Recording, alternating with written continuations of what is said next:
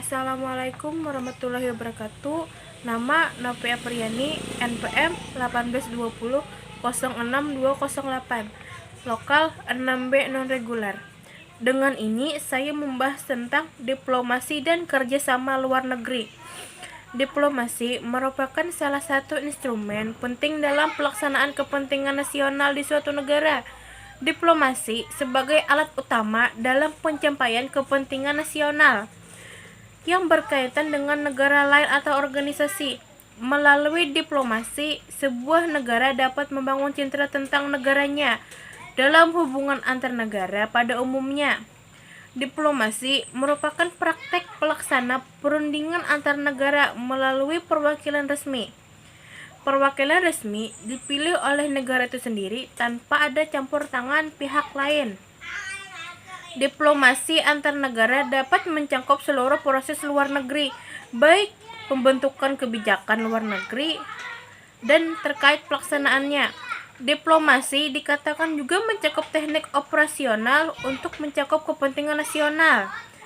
Diplomasi juga diartikan sebagai suatu relasi atau hubungan, komunikasi dan keterkaitan. Selain itu, diplomasi juga dikatakan sebagai proses interaktif dua arah antara dua negara yang dilakukan untuk mencapai politik luar negeri masing-masing di negara.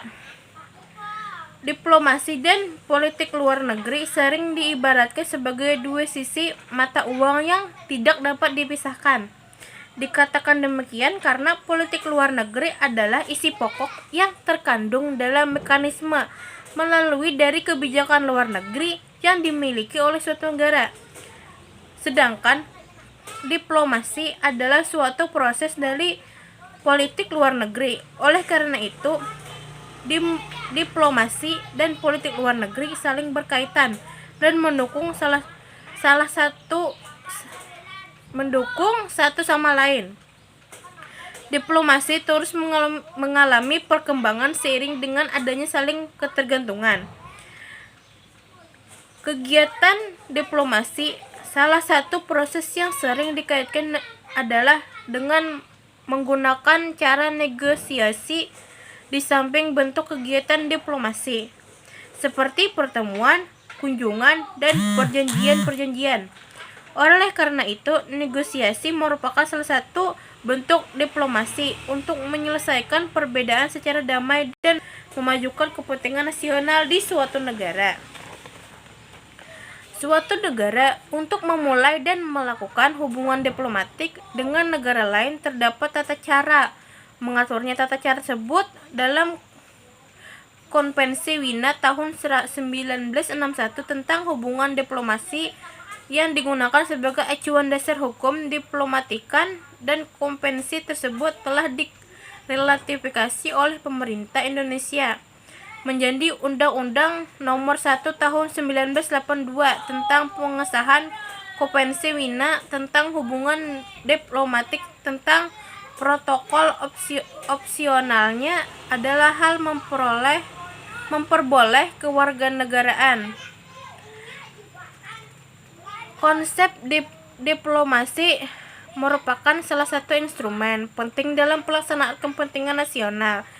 Diplomasi sebagai alat utama dalam pencapaian kepentingan nasional yang berkaitan dengan negara lain atau organisasi lain.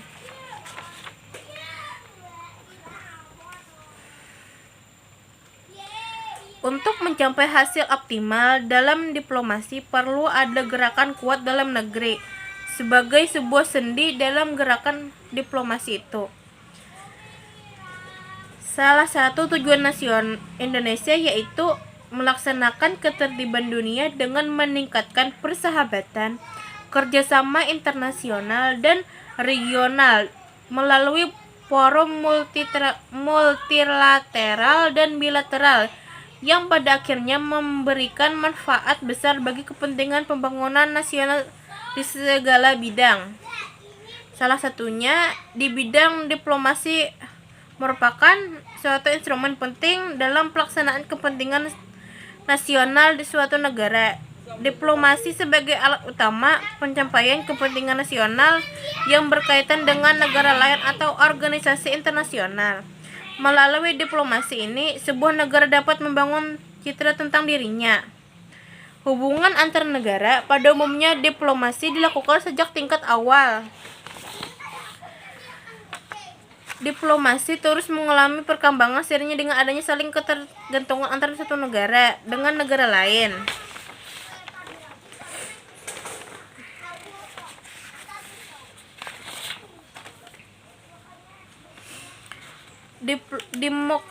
Diplomasi merupakan yang dalam penyelesaiannya permasalahan lebih mengutamakan cara-cara damai melalui negosiasi untuk mencapai tujuan. Diplomasi ini marak pada fasisme Italia, fasisme Spanyol, dan Nazi Jerman. Diplomasi provokatif bertujuan untuk menyudutkan posisi suatu negara untuk menimbulkan sikap masyarakat internasional agar menentang politik suatu negara. Diplomasi perjuangan diperlukan untuk negara terhadap situasi genting dalam mempertahankan posisinya, memperjuangkan hak-hak mengatur dalam negeri, dan menghindar ikut campur negara lain.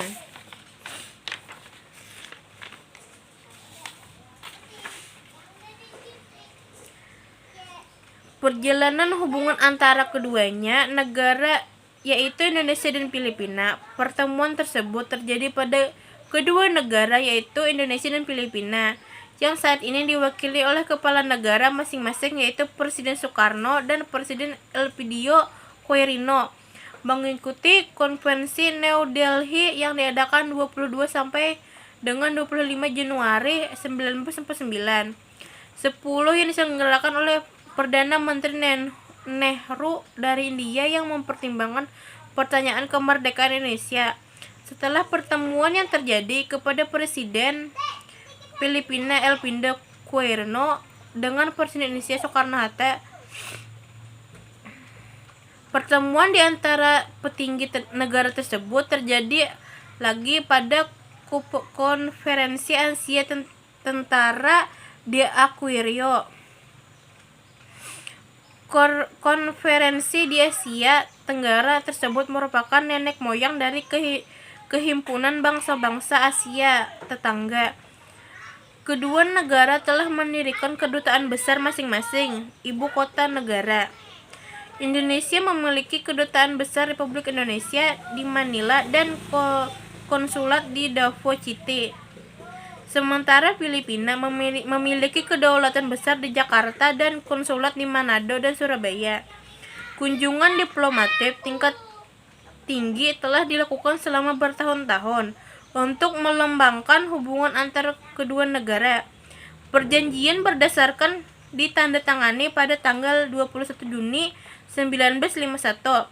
Perjanjian ini merupakan hubungan dasar kedua negara yang meliputi beberapa aspek seperti pemeliharaan pendamaian dan persahabatan, penyelesaian sengketa melalui damai diplomatik, pengaturan lalu lintas untuk warga dua negara, dan kegiatan untuk meningkatkan kerjasama di bidang perdagangan, budaya, pengiriman, dan lain-lain yang meliputi politik, masalah sosial, ekonomi, dan keamanan negara.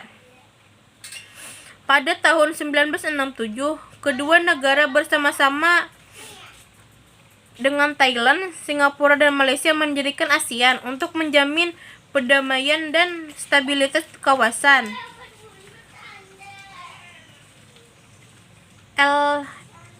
MLA sangat dianjurkan dalam berbagai pertemuan internasional dan berpensi PBB, misalnya dalam UNCAC.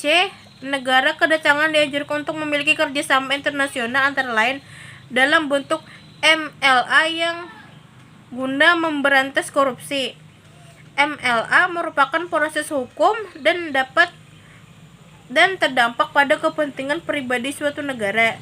Hal ini berkaitan dengan hal-hal penyitaan harta jaminan, pengambilan saksi, penahanan pelaku kejahatan.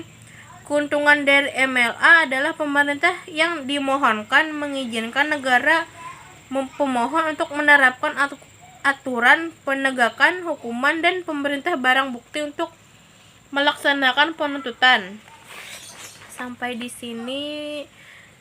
Terima kasih kepada Bapak yang sebesar-besarnya. Semoga Bapak bisa mengerti apa yang saya jelaskan tadi, apa yang saya uraikan tentang diplomasi dan kerjasama luar negeri. Jadi intinya diplomasi kerjasama saling menguntungkan satu sama lain. Terima kasih. Assalamualaikum warahmatullahi wabarakatuh.